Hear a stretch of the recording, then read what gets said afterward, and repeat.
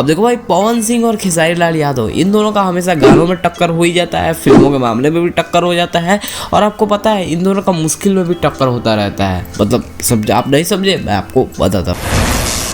लेकिन मेरे का कहने का मतलब है कि प्रॉब्लम जब खेसारी लाल यादव पर आता है तो पवन सिंह पर कोई ना कोई प्रॉब्लम होता ही है। अब देखिए खेसारी लाल यादव का देख लीजिए, खेसारी लाल यादव का रंग दे बसंती फिल्म इतनी अच्छी फिल्म, इस फिल्म को होली के शुभ अवसर पर रिलीज करने की तैयारी चल रही थी और कंफर्म था कि 22 मार्च को फिल्म आ जाएगी। लेकिन आप लोग देख ही रहे हो कि पवन सिंह, खेसारी लाल यादव की फिल्म पर रोक लगा दिया गया है सेंसर के द्वारा।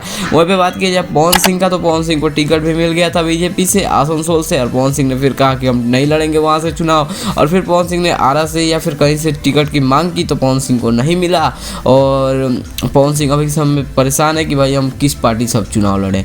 मतलब पवन सिंह ने तो ऐसा पोस्ट भी कर दिया कि जितना भी सही किया गलत लोगों के लिए किया।